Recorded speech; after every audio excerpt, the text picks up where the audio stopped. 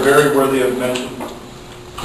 Brother Poirier is a lifelong union member. He's been in our union since he's 15 with the Amalgamated Meat Cutters Union as a member. And then Raytheon, IBW, Hod Carriers Union member. I am 52 plus years member. I am local lodge 1725 of Charlotte, North Carolina. George Poirier. Thank you. Thank you, brother. I also want to make mention that we also have two special guests in the house today, which we all know. International President Buff Barger came in to visit us today.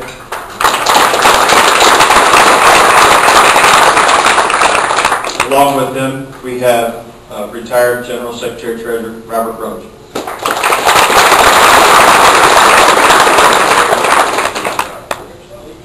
Okay, we're going to begin first with our first speaker is Ricky De La Fuente. And Brother De La Fuente joined the staff of the International Association of Machinists and Aerospace Workers as the Assistant Political Director in January of 2001. He has been an IAM member for 37 years, and Ricky also serves on the Executive Board for the Union Veterans Council and the Labor Council for Latin American Advancement. Rick was appointed as our political legislative director in 2013, and he fights every day for us as he walks through the halls of Congress, and we really have to give great recognition to that because he's striving on a daily basis to protect the jobs and health care and the retirement security for the working families, for all of us as members and our families. So let us give a warm welcome to the IAM Political Director, Ricky De La Fuente.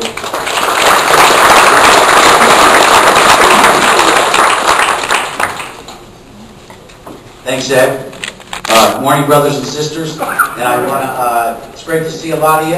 I know most of you have had a chance to visit with a lot of you, and it's always good to come and speak before you. And I want to kind of give you a layout of the political landscape of America right now, of where we're at and where we need to go and what we need to do. But right now, first of all, in 2014, it was the second lowest voter turnout in our country. We only had 35% of the electorate turn out to vote. The lowest turnout ever was 1942. And because of that, more state legislative bodies were gone, more governors were gone.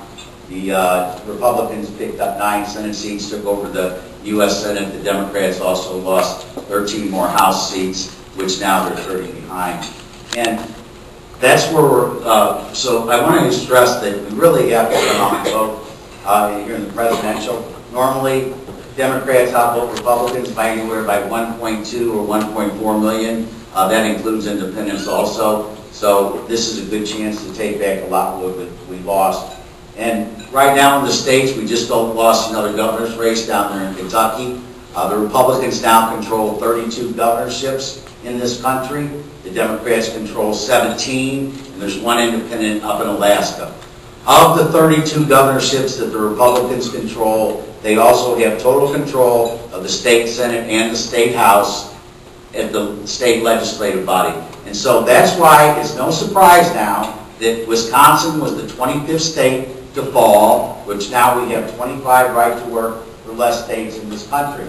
As soon as that happened, I do want you to know that Senator Rand Paul from Kentucky and then Stephen King, the congressman from Ohio, they are actually Iowa. They actually introduced national right-to-work legislation. Now, right now, that legislation isn't going to go anywhere, but the problem is once legislation has been introduced in the House or the Senate there, it may take 5 or 10 years, but it's not just going to go away. So it's important that we at least get the presidency this election cycle, and hopefully we can take back the Senate. But I'll get back to that. We were successful, too, in defeating right to work in Missouri this year, which that's a great thing. And everybody from Missouri, I know a lot of you are here, that was an exciting win because they control both the House and the Senate in Missouri. The Republicans do, and they had more than enough votes to override Governor Nixon's veto, but we held 18 Republicans stood with us and said, no, we'll vote for it, but we won't vote to override a veto. Now, it's going to keep coming back in Missouri. It's not going to just go away. It's been coming back for the past 10 years. Also in New Mexico this year, we defeated Right to Work for Less, which is a great thing also. But here's the problem too now, like in the state of Washington, they're about 2 in the House, 2 seats short from taking over the majority there. And when you have states like Washington that are talking about right to work and people are getting majorities, those are not good things. And the federal government is actually right to work also, because you don't have to join the union if you don't want to join the union. So it's very, very important that we make sure we come out and vote, because we're getting hammered at the state level, really. The governors and the state legislators are just taking it to us.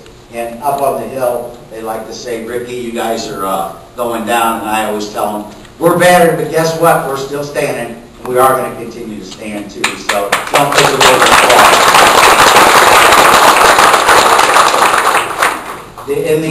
in the House right now, like I said, they're 30 seats short. All the House seats are up right now. But in reality, this next election cycle, there's probably going to be about 28, maybe 27 that are actually in play. The rest are real safe seats for Democrats or real safe seats for Republicans. So for the Democrats to take back the House because they're 30 seats short, something like cataclysmic would have to happen.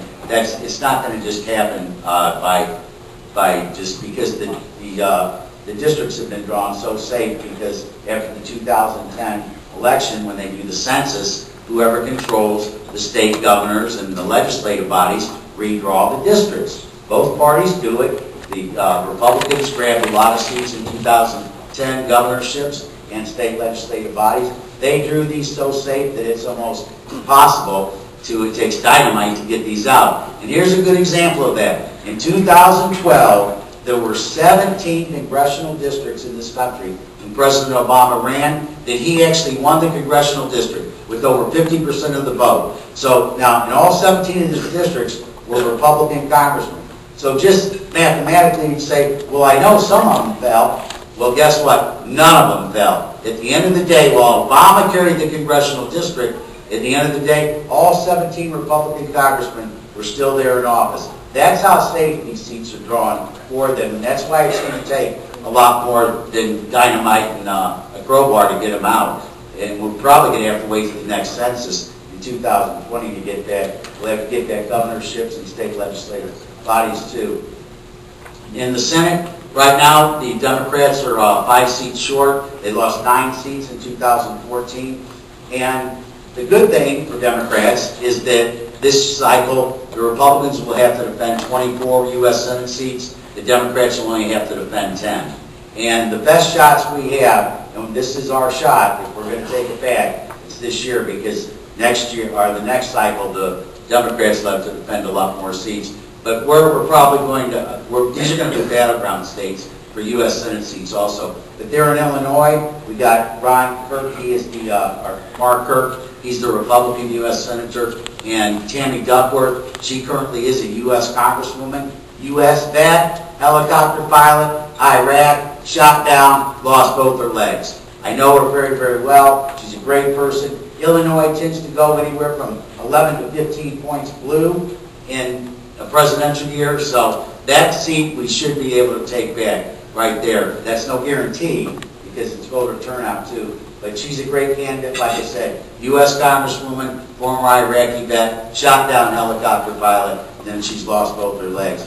And she's a good person, and that'll be one of the states that are battleground. The other one will be, there actually is going to be 6. The other one will be there in Ohio, where you got Senator Rob Portman, voted for Fast Track, big free trader, former Bush U.S. Trade Representative.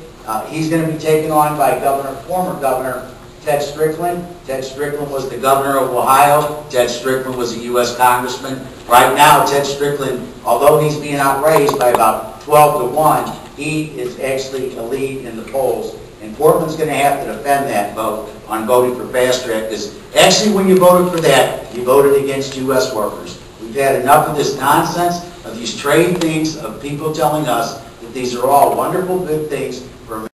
Strickland is actually ahead, although Portman's got about $12 million right now, and then Strickland's got about $2 million. But sometimes money doesn't always determine who is going to be the winner. So Ohio will be a battleground state too, in the presidential also, as you all know. It always is, but there we're going to try to take back there too. In Wisconsin, we got a good shot, real good shot, taking that back. Former Senator Russ Feingold, he's going to take on Rob Johnson. 6 years ago, Rob Johnson, he's the Republican incumbent. He went ahead and bought the Senate seat. He spent about $12 million of his own money. And I've talked to him before up there on the Hill, and he doesn't really like it because he was an executive, a CEO of a company, and when you'd call that the executive branch of government if you're a CEO of a company. See, now he's in the legislative body, and he doesn't really like it because he can't call the shots himself because he's not a CEO. All he can do is go along and vote for or against. And he actually he's told everybody on the Hill that he's not going to spend any of his own money. He's not going to try to buy the Senate seat anymore. And that if you want him to run, you're going to have to contribute money to him. So he's having okay fundraising, but he's not really campaigning at all because he doesn't really want the job. Feingold's got like about a 14-point lead right now. He's over 50%. So if everything holds there, we should be able to take Wisconsin too, because in the presidential election, Wisconsin traditionally goes blue. So that's another one there. In Pennsylvania, it'll be a little bit more difficult. Toomey's the Republican incumbent. We've got a good candidate there. There is going to be a primary, though. Joe Sestak, he's probably going to come out of the primary. He's a former U.S. congressman. He's actually also a 3-star admiral. He tried to take on Toomey 6 years ago in a non-presidential election year. He only lost by 3 percentage points. Being a presidential year, Pennsylvania tends to go blue. There's a good shot that he'll take it back. There will be a primary, though. There's a couple other, like a mayor here and somebody else who wants to run too. But they're like tier 3 candidates. So I think Sestak will be the nominee, and that'll be Sestak versus Toomey. Pennsylvania traditionally goes blue. We'll have a good shot there too. Up there they won it in New Hampshire. New Hampshire's it's a different kind of state. They could go either blue or red, either Republican or Democrat. But the Democrats did recruit who they wanted. That's Maggie Hansen. She's currently the governor of the state. Well liked, very well liked up there. She's a Democrat. The Democrats wanted to recruit her to take on Kelly Aho. She announced about 3 weeks ago that she will run against Kelly Aho, and she's going to take her on. Now that'll be a close race, though, to be honest with you, because Kelly Aho is well liked up in New Hampshire too. She's the Republican, and then Maggie Hansen will be the governor, and she'll be taking her on.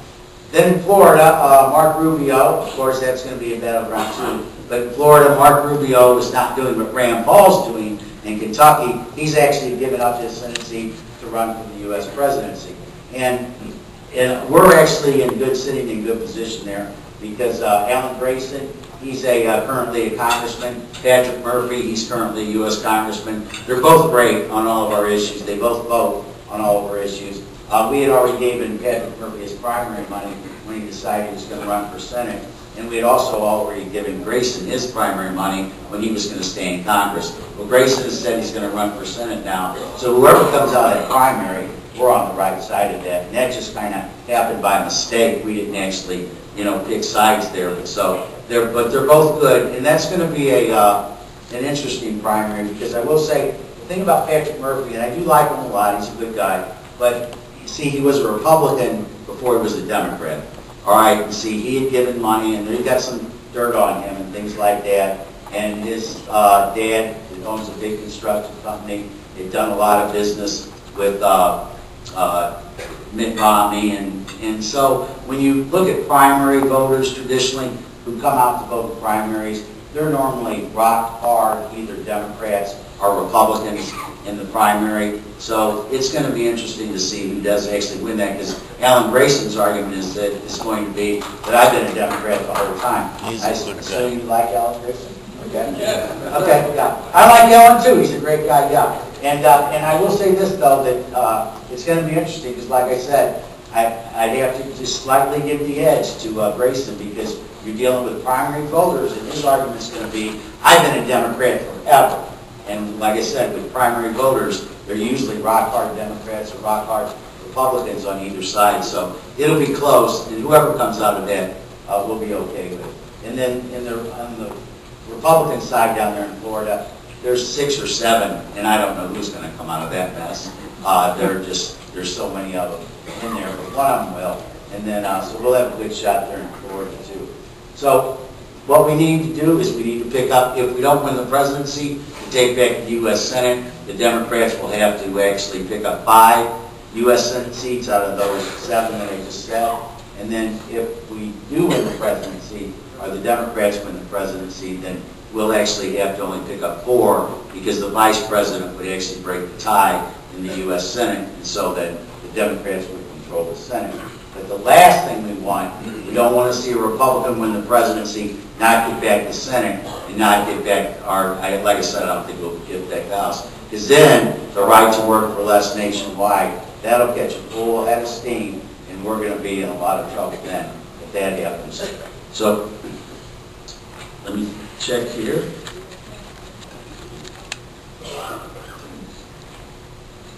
Okay, I'm going to tell you a little bit about the presidency too. And I know Tom will probably talk a little bit about tomorrow, but I do want to tell you we endorsed Hillary, and I'm going to tell you why we're here real quickly is because of Bernie Sanders. I like him a lot. Tom knows him. We know him on the Hill. Bernie Sanders introduced the repeal the pension for us. As you know, that they said that for multi-employer pension funds now that trustees can cut it. Marcy Kaptur from Ohio and also Bernie Sanders in the Senate, they introduced the bill to go ahead and repeal that. That's been introduced, so we don't have a problem with Bernie Sanders there. But the trouble with Bernie is, I do want to tell you this, to be honest with you.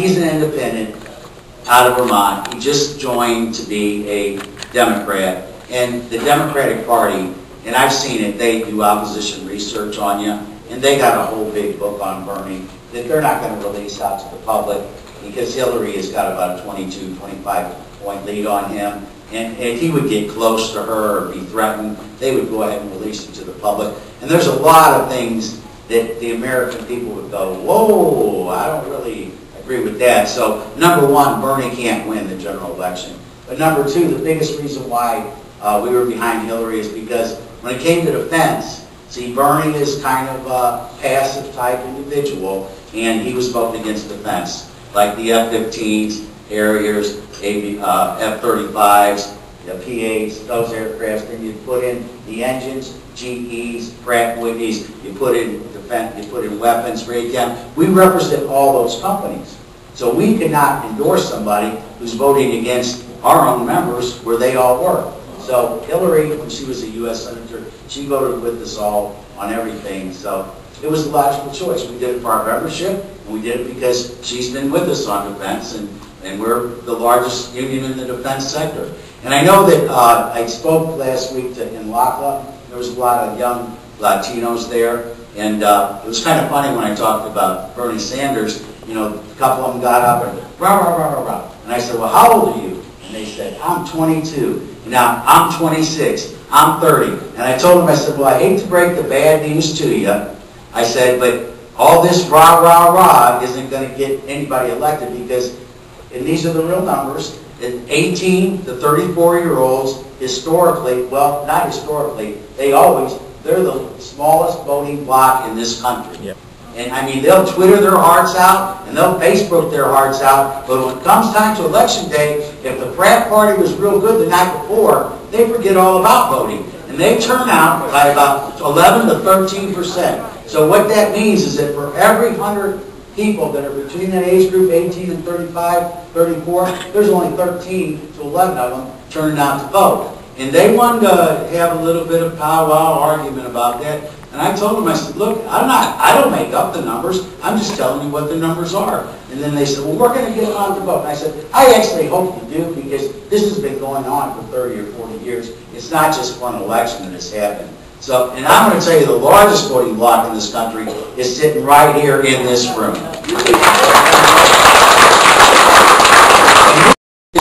And I'm not going to stand up here and tell you that the Democrats have done everything for us because, to be honest with you, I can't think of anything they've done for us. in a long time, and I've been up there for 15 years. But I will tell you this: the Republicans may love their country, and I'm talking about the National Party too. I'm not talking about just regular registered Republicans. But you know, they hate 99% of the people that live in this country.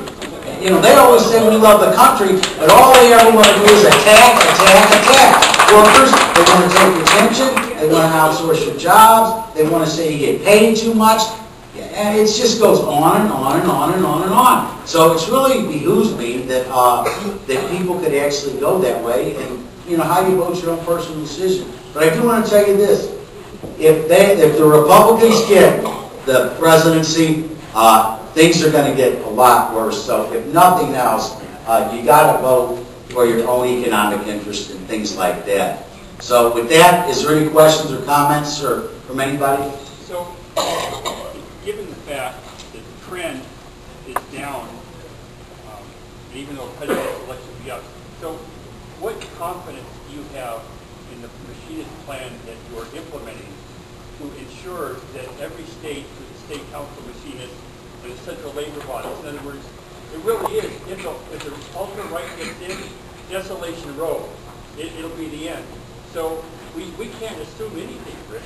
So just give us a glimpse of the plan to make sure that we, on every machinist, every retiree, every 18 to 34-year-old, we're out there saying, listen, everything's on the table. We need your help.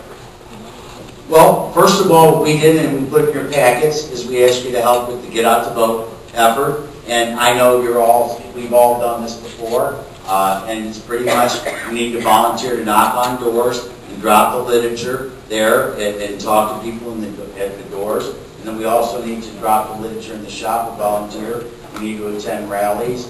We need to phone bank. And then most of all, we need to actually reach out to people. I mean, the lady yesterday, and talking about the villages down in Florida and the heroin, I mean, those people may be strung out. We need to get them and go ahead and take them to the polls too. You know, and if we got to entice them with a little bit of, you know, the powder, then we got to do what we got to do. I don't believe it. But also what we've done, every state council now, the Hillary campaign has reached out to us, and we have, in every state council, the general vice presidents are assigning people to be part of the Hillary committee, and when she comes to those states, those people are getting our members to come to help and to get their rallies. And then what happens is you get to stand right there with Hillary and things like that. And I want to tell you, Hillary has a lot of respect for the Machinists Union. And for those of you who don't know, there's only 3 people that have ever been honorary union members in this union for 127 years. You ask Hillary Clinton what union she belongs to, she'll tell you the Machinists and Aerospace Workers Union, because she is one of those people.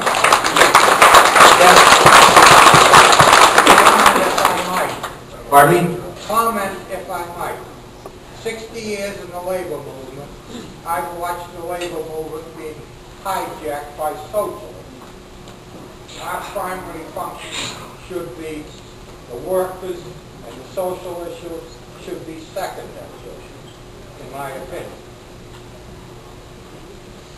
You look around what's going on in the world today, or in this country, the rich are getting rich, the poor are getting poorer, and it's getting worse all the time, especially for elderly.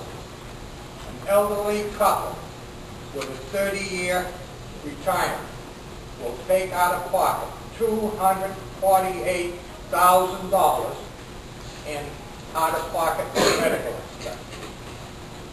The strongest union in this country is the American Medical Association. All the talk that's going on about health care, they never identify the villains, the doctors, the hospitals, the drug companies.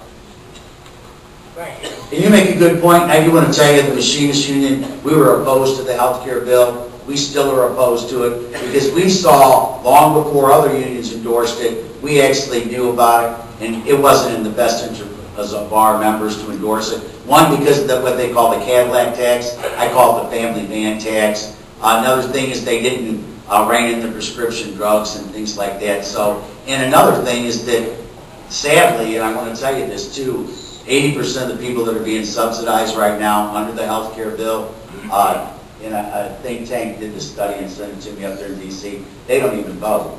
And Kentucky's a classic example of what happened. Here we have 500,000 people in Kentucky signed up for being subsidized under the health care insurance bill, the health exchange. It was what the state exchange was the #1 shining light of exchanges in this country in Kentucky. The governor's race was just about 3 weeks ago. And so the Republicans said, I'm going to shut it down. I'm going to shut it down. I'm going to shut it down. You would think that those people who were being subsidized, that they would make sure they were registered to vote, and they would make sure that they did vote just to save their health care. Instead, what they do, they turn out to vote. Less than 1 million people voted in a governor's race. Were registered voters of 3.2 million in Kentucky just a few weeks ago. And if those 500,000 people would have actually registered to vote and came out to vote, see, they could have saved their health care. But now they're going to go ahead and shut down that state exchange, and then they're going to push them into the federal exchanges. And by the way, I do want to tell you, the 23 co-op exchanges that were set up across this country, 50% of them now are going out of business. So there's only going to be 12 left.